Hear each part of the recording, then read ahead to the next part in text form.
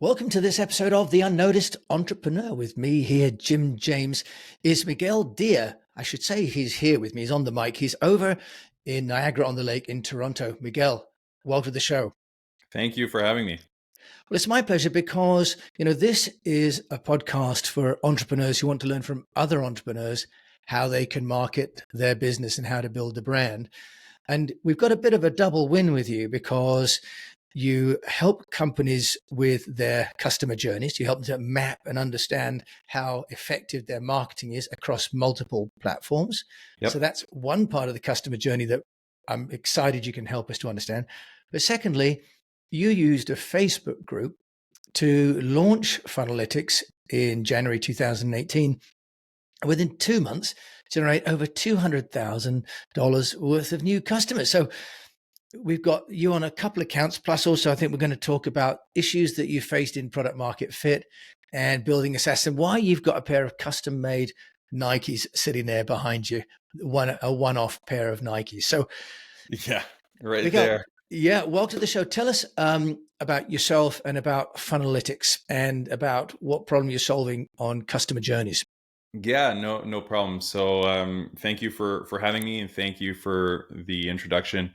I'm very excited to share as much as I can over the next little while. So yeah, I've been doing this digital marketing stuff for over a decade now. I started learning how to sell things online back in 2008-ish, somewhere around there, right around universities. It started with t-shirts, and the old fashioned trying to build a t-shirt business in university days.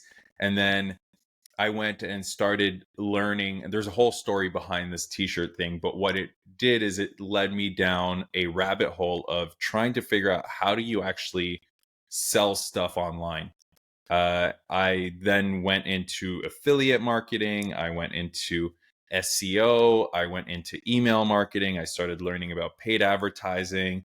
I started then learning about funnels and automation and email follow-ups and copywriting and sales pages and basically all these different pieces of this complex puzzle that we call kind of digital marketing.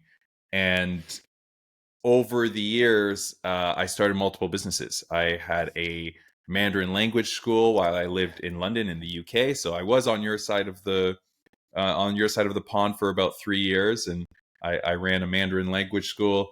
I exited that business. I started a digital marketing company, and we were helping people with customer journeys, with funnels, and helping them convert strangers into customers for their business. And that led me to build a software for my own personal use, really at the time, called Funnelytics. And we launched that business, and it started to take off. So now my entire focus, everything that I do, is centered around Funnelytics. Tell us just a little bit about Funnelytics because, customer journeys seem very complicated, especially in this digital world where we've got, Google, we've got Facebook, we've got LinkedIn. So many places, Mikael, aren't there for us to track? Can you just tell us about the customer journey because you're an expert in this as a discipline? Tell us, Yep. how does it work? What do people have to look for? Yeah, so I think you need to take it back to the very, very basic, and you have to understand what is a customer journey.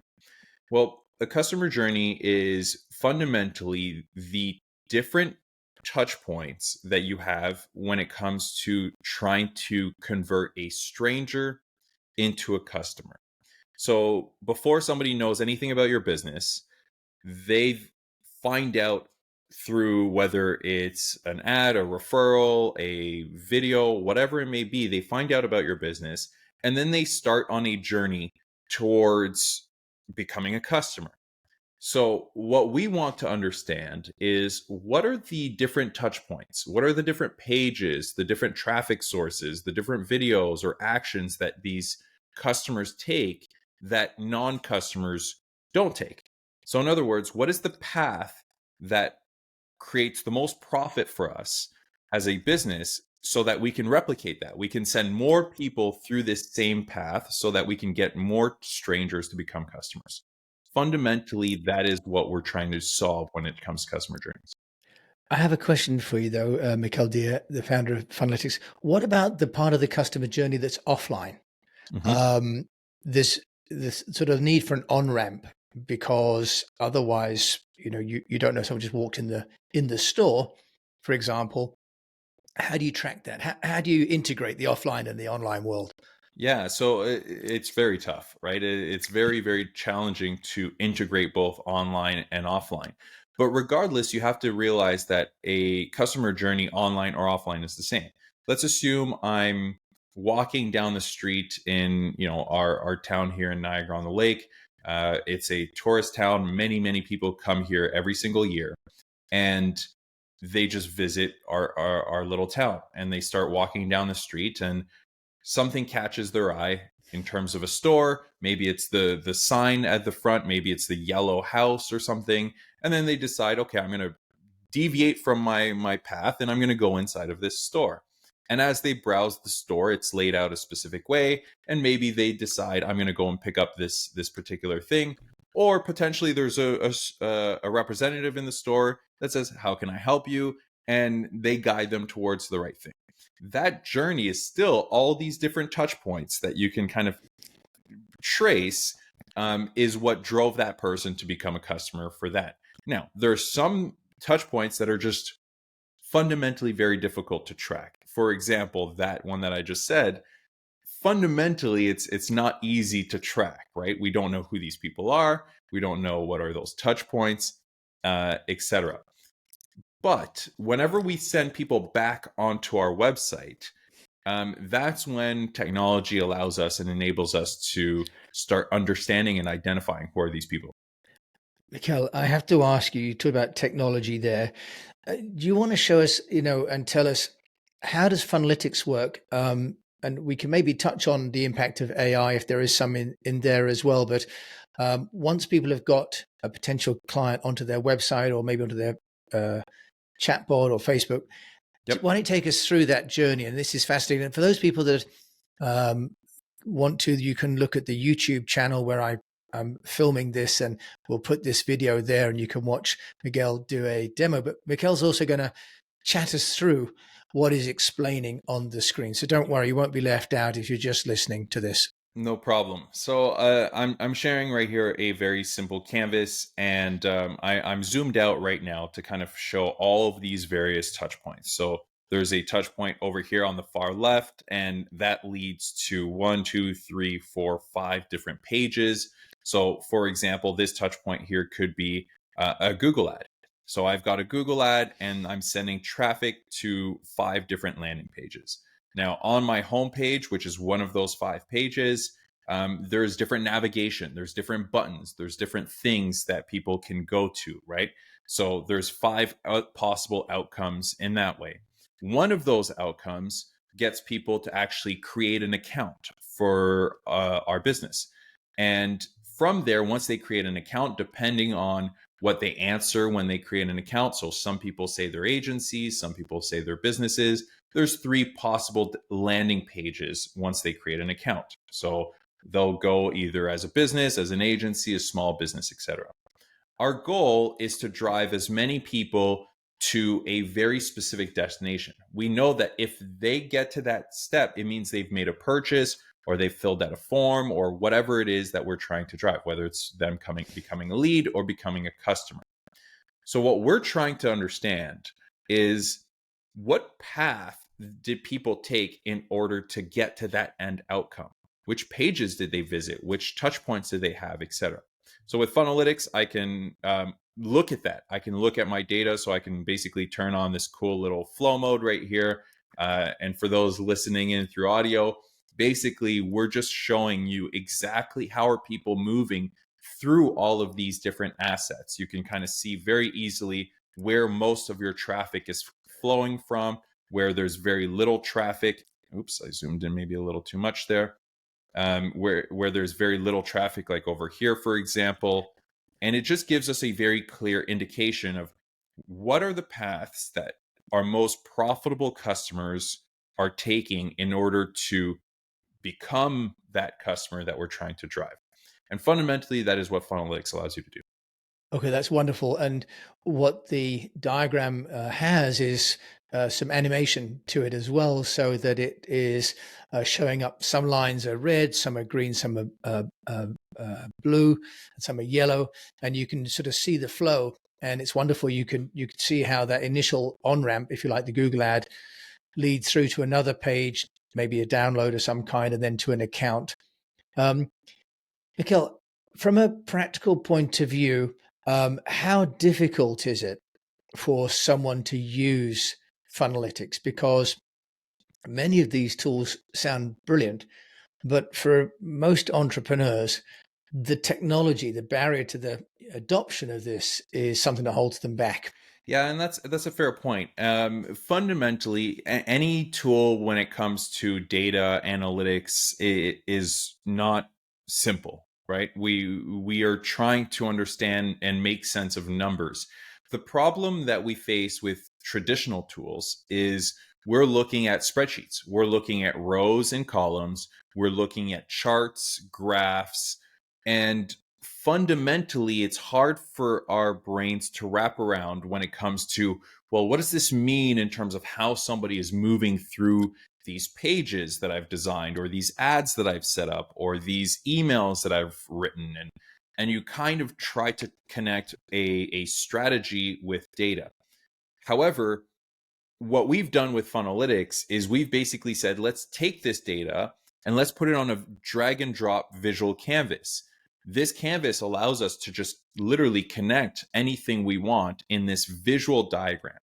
So the reason I built Funnelytics and we started it is when I was running my agency, what we would do with all of our clients is we would take a whiteboard and we would show them the strategy that we are going to implement for them in order to convert these kind of strangers into customers, right? So Facebook ad will go over to this page and they're going to put in their name and email, and then they're going to receive a series of 10 emails, and they're going to go to a sales page, and that sales page is going to send them and make them do a purchase. And we visualize that into a nice little diagram. And people would then sit there and say, okay, I understand. I get what we're going to be doing. I get how it all fits together. Then the question came to, well, how do you know it's working? What is working? Where are the drop offs? What are the different things that we have to look at to try to tweak, to improve? And that's where we have to look at charts and graphs. What we really are trying to do is to simplify that entire process by overlaying your numbers on top of that same diagram, on top of that same picture. Most of us are visual, right? We're about, I think, Yeah, 65% of the population is visual. So how do we still stay data driven so that we can make real decisions, but do so in a way that we can all kind of understand? That is yeah. what fundamentally Funnelytics is trying to solve. Wonderful. I can see that. And I can also see how this is then dynamic. Whereas when you draw things up on wall charts, it's not real time, right? And presumably Funnelytics is accessing your data in real time, a bit like Tableau, the Exactly. platform where you can take mass data, but and illustrate it into ways that are easy to understand and make decisions from as well. That's fantastic. I have to ask you, is it super expensive, Mikael? Is it something that only MNCs can afford, or can Nope. smaller? So we have Uh, fundamentally you have to be careful when it comes to data. Many businesses think that they need data right away. If you're just getting started, you don't need to look at this intricate amount of data. What you need to basically do is understand, how much money did I spend and did I make any dollars back? Do those fundamental economics work, right? Only once you start to see some traction is it now important to just look at your flows, look at these customer journeys to basically say, okay, what can I tweak? What can I optimize? What can I improve in order to increase that return on ad spend, or that return on my investment? Many people try to jump into analytics when they have 10 people coming to their website. Well, you can't make any decisions off of 10 people, right? So we really cater to businesses that have some traffic. That said, our entry point is $199 a month. So relatively accessible for anyone who is looking to optimize. And then we have plans that scale up to about $1,000 a month. Yeah, great. So, and this is all on the website at funalytics.io as well, and we'll put that in the show notes. Miguel, that's fantastic, and I really love the way that you've illustrated the customer journey, and that you're taking the real-time data from all of these potential touch points and helping us show where the final purchase takes place, because that's really, really valuable. You're an entrepreneur in your own right. And, this show, we love to find out from people how they've built their businesses. You had this amazing launch, Mhm. and to get, $200,000 in 24 months, really for any product category, but for a $199 a month product, a SaaS product, that's a good number of early customers through the door. Tell us, how have you done that? Yeah.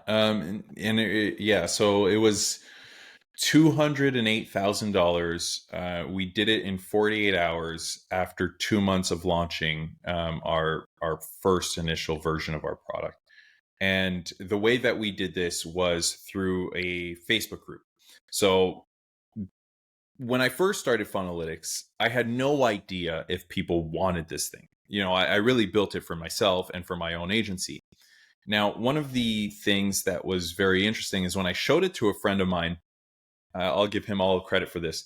I showed him kind of the mapping tool, the ability to kind of map these touch points without overlaying any data, without looking at the data, just being able to have a canvas that allows you to map your pages, your traffic sources, etc., and just visually show it to somebody.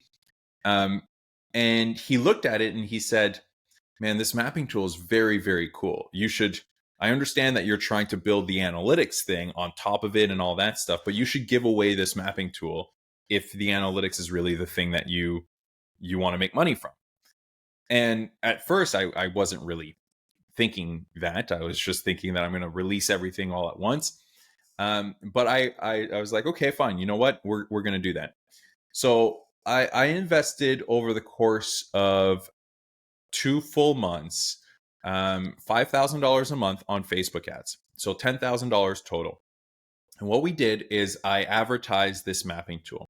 And I started seeing that people were signing up very quickly. The cost to sign up was very low.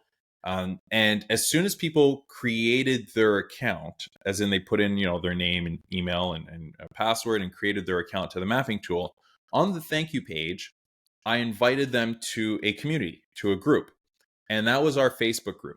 So what we did is we basically said, come and join this group to learn about digital marketing strategies, to learn about, customer journeys, funnels, etc. So as I posted and I pushed people into this group, we would post on a consistent basis, and we would post about 5 different types of posts throughout the process. But we would post almost every day, build engagement, and show them little sneak peeks of what we were building within the platform, right? The analytics, the idea, the concept, the vision of what Funalytics was all about. After about 2 months of doing this, so we started in December 7th, we launched in February 7th, so 2 months to the day. I had 6,000 people who had signed up to the mapping tool. I had 3,000 people in my Facebook group. And I decided to sell a founding members license to our analytics product. I had no idea whether or not it would work. I just created a bunch of different posts and a few sales videos and used kind of my marketing tricks. And I expected to get maybe 100 people to buy, maybe in a month, 2 months. I really had no idea. I basically made the post and I had 300 people buy in 48 hours. We made collected $200,000. And we were off to the races. And with that same Yeah. strategy for the next 12 months, we did about 1.5 million. And that was how we kind of got Funalytics off the ground. Wow, that is a case study. Thanks for sharing that. That's brilliant. So many things in there about pre-launch and building public, and the sort of the teasing. Now, unfortunately, we don't have that much time with you, Mikael, because there's plainly a huge amount that we could learn from you. But has there been something that you've done that hasn't gone quite according to plan from a marketing point of view? Of course, I'm not trying to embarrass you, but a learning um, that you've got you could share with us. Oh man, many mistakes, many challenges. Building a business is not easy. I don't care what anybody says. If you feel like you're struggling, and then you see somebody on LinkedIn or on Facebook or on Instagram saying how easy it is, or you hear me talk about this, I can tell you that for all of the many successes that I've had, I've been punched in the face 10 times more. So it is not simple by any means. One of the biggest things that we made a mistake around was just trying to grow too quickly. Sometimes you have to realize that early traction does not mean scale. It means that there's something there. It doesn't mean that it's necessarily fine-tuned. And what we've realized with Funnelytics was we had a nice concept of a product during that first year, during that launch. But then when we started to really look at whether people were using the product, how they were adopting it, etc., we started to realize that that was very low. But the problem is we kept spending money on our operations. We kept growing. We took all of that money that we made and we really started trying to grow and build up. And biggest lesson for me there is really focus in on product market fit. Make sure that you get to a stage where you know precisely who is it that you're serving, and what is your product or your service doing for them. One really cool way to think about this, as a takeaway, is: are your customers giving you the exact same testimonial over and over and over again? Are they using the exact same words across each of them? If one person's saying, "Oh man, Jim's was great. The way he's helped me was amazing," and then another person saying, "The service was fantastic and very on time," and then another person saying, "They got me 30 leads in 50 days," or whatever. All of a sudden, you've got three very different perception of what your product or your service is. So you've got to get to a stage where you can say, this is the exact same customer who's saying the exact same thing about the exact same outcome. And if we can get those ingredients correct, then we know we have a product market fit. And our job is now to go find those customers and to advertise those testimonials so we can get more of those types of people. But we weren't doing that. We had all sorts of people coming in saying, this mapping tool is really good. Oh, the analytics is really cool for presentation purposes. I want to use this for reporting. I want to use this for analysis. Oh, I'm trying to do this and show my clients this. And it created this big distraction and this mess. We didn't know who we were going after, yet we kept investing in operations and we kept investing in growth, and it created chaos. Wow, I love that. I've never heard anyone, articulate in that way, Mikael, the idea that every customer review should really be, the only thing different is the name of the customer, Exactly. not of the position on your proposition. That's really insightful. Now, as a final question, which I'll be sorry to end our conversation because I've got so much already from you, which you've kindly shared, but is there one piece of advice that you'd give to my fellow unnoticed entrepreneurs about how to get noticed? You've had Funnelytics now for over 5 years. It's grown successfully. You've got a pair of shoes behind, which I'd love you to just share, which have got your name on them. Yeah, the one So of one he's shoes got a here, pair of Funnelytics. Nikes with Funnelytics customized Yeah, Nike this one Air says Force Ones. take action. And then this one here says, this is my kind of little modern entrepreneur, framework. And this one is one of my sayings, which is get shit done. I have it right here on the wall. So, we like to take action here. So. So you got that, I believe, because someone has a lot of respect for you, and you gave a presentation actually about your Facebook strategy, which is great. So, is there one one piece of final advice, Mikael, dear, over there in Niagara on the Lake, that you'd like to share with us unnoticed entrepreneurs? Yeah, there's so much happening in the world of digital marketing, and in just in digital in general. You've got influencers, you've got Instagram, you've got basically people trying to start their businesses. How do you get noticed? The biggest way to get noticed is to just keep giving value for free. The more you can give value, and the more you're focused in on who you are giving value to, the more you will start to get noticed. A very good example of that is how Alex Hermosi completely took off. Right? It's Yes. nobody knew who he was, and then all of a sudden he became a sensation, and it's because of how much value he's putting out into the market. Very authentic in terms of what he's trying to do and why he's giving out all this value. When it came to Funnelytics, I gave away a free mapping tool. It was something that most people would want to pay for and would be willing to pay for, yet here we are, and we gave this away for free. And then in my Facebook group, I just shared a lot of value to a very clear audience.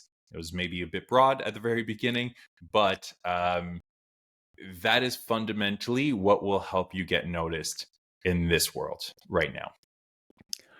Well, you've done that. You've shared a huge amount with us just in 25 or so minutes.